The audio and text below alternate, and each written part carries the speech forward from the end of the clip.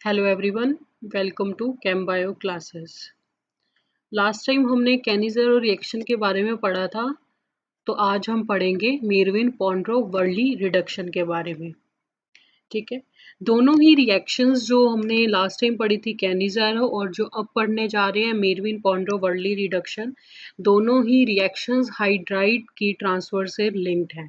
Hydride donors main reactions किसके अंदर आती है? हाइड्राइड डोनर्स के अंदर। ठीक है, तो हम ये रिएक्शन स्टार्ट करते हैं। मेरविन-पोंडरो-वर्ली रिएक्शन है क्या? Transfer of hydride ions from the metal salts of primary and secondary alcohols to the carbonyl carbon. ठीक है, मतलब हाइड्राइड आयंस का ट्रांसफर होगा कहाँ से? Metal salts of primary secondary alcohols to the carbonyl carbon. जो प्राइमरी और metal salt होंगे किसके? प्राइमरी सेकेंडरी अल्कोहल्स के, और हम कार्बोनिल कार्बन की तरफ हाइड्राइड आयन का शिफ्ट करेंगे। ठीक है, और क्या होगा? Reduction of ketones to secondary alcohols in the presence of heat isopropyl alcohol and in the presence of aluminium isopropoxide and distilling of the acetone from the reaction mixture.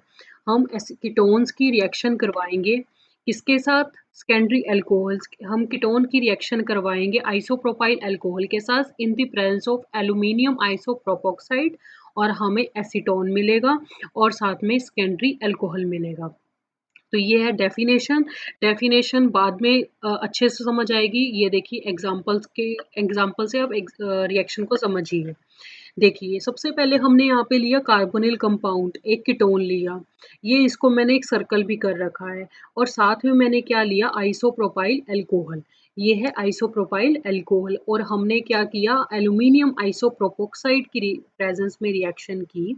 और होगा क्या कि ये जो कार्बोनिल कंपाउंड है, ये हमारा change हो जाएगा सेकेंडरी अल्कोहल के रूप में, और आइसोप्रोपाइल अल्कोहल चेंज हो जाएगा एसीटोन में।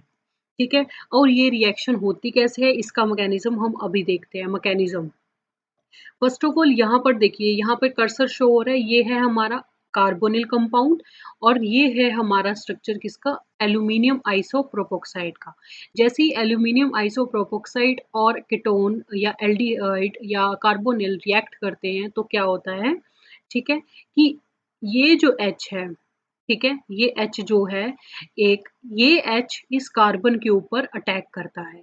जैसे ही ये H इस कार्बन के ऊपर अटैक करता है तो ये डबल बॉन्ड जो है, ये इधर को डिस्प्लेस होता है। डबल बॉन्ड का एक बॉन्ड इस तरफ ऑक्सीजन और एल्यूमिनियम के बीच में डिस्प्लेस होता है। तो हमारे पास एक ये स्ट्रक्चर बन के आता है। ठीक है, ये स्ट्रक्चर बनता है, और उसके बाद क्या होता है, और हमें क्या मिलता है? एसीटोन मिल जाता है, क्योंकि यहाँ से CH3 CO और CH3, ये वाला सिंगल बॉन्ड इधर डिस्प्लेस हो जाता है, तो हमें एक ये एसीटोन यहाँ से मिल जाता है और एक ये कंपाउंड मिल जाता है। तो ये जो कंपाउंड हमें मिला है, इसके अंदर आइसोप्रोपाइल अल्कोहल जैसे ही अटैक करता है, तो ये एल्यूमीनियम का जो पार्ट है ये और आइसोप्रोपाइल अल्कोहल का ये पार्ट मिलकर क्या होता है कि हमें ये मिल जाता है, एल्यूमीनियम आइसोप्रोपोक्साइड अगेन मिल जाता है, और हमें ये अल्कोहल मिल जाएगा, सेकेंडरी अल्कोहल। तो देखिए हुआ क्या कि एल्यूमीनियम के जो OCH CH3 पार्ट है, यहाँ से OCH से एक H इस कार्बोनिल कार्बन पे अटैक करेगा। ठीक है, मतलब यहाँ से उस तरफ कार्बोनिल की तरफ शिफ्ट होगा। ठीक है, और उसके बाद ऑक्सीजन का जो डबल बॉन्ड है वो डिस्प्लेस होके एल्यूमीनियम के बीच में एक सिंगल बॉन्ड बना लेगा अपने साथ, और जैसे ही जो वो OCH का H था, वो अगर as a donor carbonyl carbon की तरफ शिफ्ट हुआ, तो वो जो बॉन्ड सिंगल बॉन्ड था वो ये वाले ऑक्सीजन के साथ चला जाएगा, यहाँ पर डबल बॉन्ड बन जाएगा। तो एक क्या बन गया? एक एसीटोन अलग हो जाएगा, और हमें ये एक प्रोडक्ट मिल जाएगा। ठीक है, ये जो प्रोडक्ट इंटरमीडिएट बना, इसके अंदर आइसोप्रोपाइल अल्कोहल अटैक करेगा और हमें एल्यूमिनियम आइसोप्रोपोक्साइड मिल जाएगा, और साथ में हमें सेकेंडरी अल्कोहल मिल जाएगा। ये सिंपल सी एक मेरविन पोंडरो वर्ली रिडक्शन है। ठीक है, और उसके बाद केस 1 के अंदर हम ये देखते हैं कि सिलेक्टिव रिडक्शन भी देखी गई है कि जब एल्डिहाइड और कीटोन हो तो वहाँ पर देखा गया है कि हमने अभी तक देखा था कि अल्कोहल बन के आता है। लेकिन कुछ सिलेक्टिव रिडक्शन ऐसी भी होंगी जहाँ पर अल्कोहल बन के नहीं आएगा बल्कि हमें हाइड्रोकार्बन मिलेगा। देखिए, selective reduction of an aldehyde or ketone to the alcohol stage is the rule reduction of a diaryl ketone system may be pushed to the hydrocarbon stage by rising excess of aluminum isopropoxide at elevated temperature। मतलब जब आप elevated temperature पे ये reaction कर रहे हो, आपने क्या किया, एल्यूमीनियम आइसोप्रोपोक्साइड डाला एक्सेस में और साथ में आपने ज़ाइलिन की प्रेज़ेंस में किया।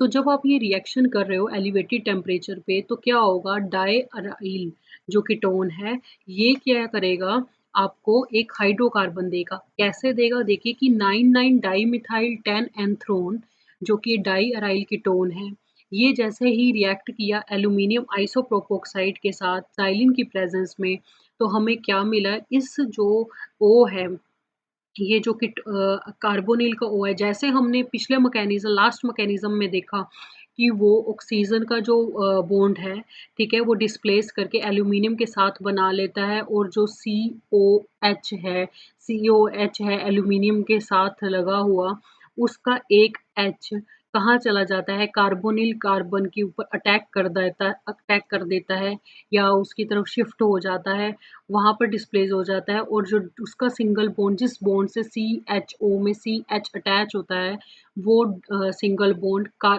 ऑक्सीजन की तरफ चला जाता है, ठीक है? तो एक एसीटोन बाहर चला जाता है और हमें यहाँ पर क्या होगा, यहाँ पे हमें हाइड्रोकार्बन मिलेगा क्योंकि यहाँ पर जो हमारा एल्यूमीनियम प्रोपोक्साइड है वो एक्सेस में है। ये जो एक स्ट्रक्चर बीच में बना हुआ है, ये आफ्टर जो एक बार अटैक हो चुका है, वन टाइम अटैक हो चुका है, यहाँ पर ये जो स्ट्रक्चर बना है एल्यूमीनियम आइसोप्रोपोक्साइड का जो अटैच हुआ है, इसके अंदर एक बार अटैक हो चुका है। अब जब इसी वाले कंपाउंड के ऊपर जब दोबारा से दूसरे वाला एल्यूमीनियम आइसोप्रोपोक्साइड अटैक करेगा तो ये वाला बॉन्ड भी जो पूरे कंपाउंड के साथ ऑक्सीजन का बॉन्ड लगा है ये भी हट जाएगा और इसकी जगह पर एक और H आ जाएगा, तो हमारे पास ये मॉलिक्यूल आ जाएगा। ठीक है? और ये हमारे पास साइड प्रोडक्ट मिल जाएगा। अब ये इसके बारे में भी मैकेनिज़्म मैं आपको डिटेल में समझाती हूँ। देखिए, हमारे पास सबसे पहले ये था 9,9 डाइमिथाइल 10 एंथ्रोन जो हमारे पास पहले था, मैंने इसको A से डिमार्क कर रखा है। उसके बाद मैंने इसके अंदर क्या डाला, एल्यूमीनियम आइसोप्रोपोक्साइड डाला एक्सेस में, ठीक है? और ज़ाइलिन की प्रेज़ेंस में। अब ये क्या हुआ, इसका जो ऑक्सीजन है सिमिलरली एल्यूमीनियम पर अटैक करेगा, कब करेगा? ये जो हाइड्रोजन है CHO वाला, ये हाइड्रोजन यहाँ पर कार्बोनिल कार्बन की तरफ जाएगा, ठीक है? ऑक्सीजन का एक डबल बॉन्ड से सिंगल बॉन्ड एल्यूमीनियम की तरफ जाएगा, ऑक्सीजन और एल्यूमीनियम के बीच में सिंगल बॉन्ड बन जाएगा, ठीक है? और एल्यूमीनियम और ऑक्सीजन जो उसी के एल्यूमीनियम आइसोप्रोपोक्साइड के अंदर जो एल्यूमीनियम के साथ O लगा हुआ था, ठीक है? तो वो बॉन्ड जो होगा वो डिस्प्लेस करके C डबल बॉन्ड O के अंदर आ जाएगा, ठीक है? तो एक एसीटोन हमारा तो यहाँ से निकल जाएगा, ठीक है? और एल्यूमीनियम ये अटैच हो गया। अब दोबारा से दूसरा एल्यूमीनियम आइसोप्रोपोक्साइड गया, उसने क्या किया, फिर से यही वाला सेम प्रोसीजर किया और हमारे पास एक जहाँ पर कार्बोनिल कार्बन पर जो कार्बोनिल पार्ट था CO वहाँ पर 2 H लग गए, ठीक है?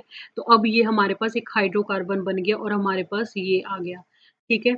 अब ये एल्यूमीनियम आइसोप्रोपोक्साइड ये एक निकला और एक ये मॉलिक्यूल निकल के आ रहा है। इसके अंदर देखिए ये कैसे निकला, देखिए जो फर्स्ट यहाँ तक हम करते हैं, यहाँ तक करने के बाद इसके बाद क्या होता था कि ये हम वो डालते थे यहाँ पर आइसोप्रोपाइल अल्कोहल हमने यहाँ से डालते थे और आइसोप्रोपाइल अल्कोहल जैसे ही इसके साथ अटैक करता था, तो यहाँ पर क्या लगता था OH लग जाता था और यहाँ पर वो जो बाकी का पार्ट लग जाता था, ठीक है? तो हमारे पास ये आ जाता। लेकिन इस केस में क्या हुआ जब हमने एक्सेस में ये वाला पार्ट डाला, एल्यूमीनियम आइसोप्रोपोक्साइड डाला, ठीक है? तो इसका जो सिर्फ़ ये 2 मोल्स यहाँ से निकलेंगे, ठीक है? इसका 1 लेगा और एक तो हाइड्रोजन इसमें चला गया, ठीक है? तो हमारे पास कुल मिला के 4 पार्ट ही इसके मिले ना। एल्यूमीनियम के अंदर OCH CH3 ट्वाइस 3 बार होता है, ठीक है? एल्यूमीनियम आइसोप्रोपोक्साइड में एल्यूमीनियम के साथ OCH CH3 3 बार लगा होता है, ठीक है? यहाँ पर क्या है 2 बार लगा हुआ है, ठीक है? एक तो एज़ ए एसीटोन निकल गया, तो यहाँ पर 2 लगा हुआ है। तो आइसोप्रोपाइल अल्कोहल आता था, तो वो भी अपना पार्ट देकर इसको क्या बना देता था, पूरा एल्यूमीनियम आइसोप्रोपोक्साइड बना देता था, ठीक है? अब क्या है, वो तो आया नहीं, यहाँ पर क्या है एल्यूमीनियम आइसोप्रोपोक्साइड एक्सेस में है, तो जब वो आएगा, अब इसके पास 3 है, ठीक है? तो 3 इसके पास है, 1 इसका तो यहाँ पर यूज़ होगा, ठीक है? जब 1 इसका यहाँ पर यूज़ होगा तो हमारे पास क्या बन जाएगा, ये हमारा प्रोडक्ट मिल जाएगा, ठीक है? आप एक बारी मैकेनिज़्म करेंगे तो आपको ये क्लियर कट समझ आ जाएगा, ठीक है? उसके बाद ये इधर रिएक्शन के अंदर मैंने सिर्फ़ एक मॉलिक्यूल लिखा हुआ है, वो क्यों लिखा है? क्योंकि एक मॉलिक्यूल ये वाला लिखा हुआ है, ये तो एल्यूमीनियम आइसोप्रोपोक्साइड है, ये हमारे सॉल्यूशन में बचा रहेगा। Done. Now it's time to case 2. Reduction of an optically active ketone by aluminium isopropoxide produces a new chiral center. In most cases, both stereomers, वो diastereomers are formed, often in comparable amounts. देखिए कि जब हम किसी का optically active compound का करते हैं, तो हमारे पास नया कायरल सेंटर मिलता है। जैसे हम अगर कैम्फर को करते हैं, एल्यूमीनियम आइसोप्रोपोक्साइड की प्रेज़ेंस में इसकी रिएक्शन होती है, तो हमें क्या मिलता है आइसोबर्नियोल और बर्नियोल, ठीक है? दोनों में क्या फ़र्क है सिर्फ़ और ये कि हमें ये पता है कि एल्डिहाइड वाले ग्रुप जहाँ पर कार्बोनिल कंपाउंड है, कार्बोनिल पार्ट है, उसकी जगह पर हमने OH लगाना है। अगर तो OH इस डायरेक्शन में होगा, ठीक है? सिर्फ़ OH की डायरेक्शन चेंज है, ठीक है? एक में अगर एक्सियल और इक्वेटोरियल डायरेक्शन चेंज है, उसी के हिसाब से आइसोबर्नियल और बर्नियल बन जाते हैं, ठीक है? अब इसी का एक और एग्ज़ाम्पल जैसे ये ले रखा है, ये जो नॉर्मल आपको लाइन्स दिखाई दे रही हैं, ये है इन द प्लेन और ये जो डैश्ड है और डैश्ड है और ये जो एलिवेटेड आपको दिख रही है, ठीक है? डैश डैश वाली लाइन्स और ये जो एच है, ये है अबव द प्लेन और ये डॉटेड वाला ये दिखाता है कि ये बिलो द प्लेन है, ठीक है? ये हमारे पास एक कंपाउंड है, कार्बोनिल पार्ट लगा हुआ है। अगर हमें इसको इस हिसाब से देखूँ तो आप क्या देख रहे हैं कि ये पॉइंट है यहाँ पे जहाँ पे कर्सर है ये बिल्कुल सेंटर है, ठीक है? सबसे पीछे इसको हम क्या कर रहे हैं बिहाइंड ले रहे हैं, इस कार्बन को बिहाइंड रख रहे हैं और इस वाले को इन फ्रंट में रख रहे हैं, ठीक है? तो CO ये और O और C6H5 इस एक तरफ है और दूसरा जो है ये बैक साइड पे है। जैसे ही एल्यूमीनियम आइसोप्रोपोक्साइड जैसे ही जाएगा, तो सेम वही रिएक्शन होएगी O के साथ और एच लग जाएगा इस कार्बन के ऊपर, ये एक एच लग गया, एसीटोन बाहर चला जाएगा, ठीक है? आप इसको ऐसे शो कर सकते हैं, ठीक है? एच कहाँ लगेगा? वही अबव द प्लेन लगेगा और जो वो है एल्यूमीनियम आइसोप्रोपोक्साइड का जो एक पार्ट है, वो बिहाइंड लग जाएगा, ठीक है? तो हमें एक मीज़ो कंपाउंड मिल जाएगा, मीज़ो कंपाउंड यहाँ से मिल जाएगा, ठीक है? अब उसके बाद आती है ओपेनर ऑक्सीडेशन। हमने अभी पढ़ी थी मेरविन पॉन्ड्रोव वर्ली रिडक्शन। रिडक्शन थी इसके अंदर हाइड्राइड आयन की ट्रांसफर थी। हाइड्राइड आयन की ट्रांसफर कहाँ से थी? एल्यूमिनियम आइसोप्रोपोक्साइड पहले इसके साथ कार्बोनिल के साथ मिलकर एक कंपाउंड बना लेता है जिसके अंदर आइसोप्रोपाइल अल्कोहल ऐड होता है और हमें एक बाद में अल्कोहल मिल जाता है। ठीक है, एल्यूमिनियम आइसोप्रोपोक्साइड के साथ क्या होता है कि H जो है इसका ये शिफ्ट कर जाता है कार्बोनिल कार्बन पर और ऑक्सीजन का डबल बॉन्ड डिस्प्लेस कर जाता है, ठीक है? तो हमारे पास ये रिएक्शन थी, अभी आपको मैंने मैकेनिज़्म बताया है। लेकिन ओपेनर ऑक्सीडेशन क्या होती है, ये रिवर्स होती है एमपीवी रिडक्शन की। एमपीवी रिडक्शन के ऑपोज़िट ऑक्सीडेशन होगी, ओपेनर ऑक्सीडेशन इसका नाम लिखा हुआ है। वहाँ पर क्या होता था, हम कार्बोनिल की रिएक्शन करवाते थे आइसोप्रोपाइल अल्कोहल के साथ और एल्यूमीनियम आइसोप्रोपोक्साइड की प्रेजेंस में। यहाँ पर भी क्या होगा, एल्यूमीनियम आइसोप्रोपोक्साइड की प्रेजेंस में ही रिएक्शन होगी, बट किसके साथ होगी?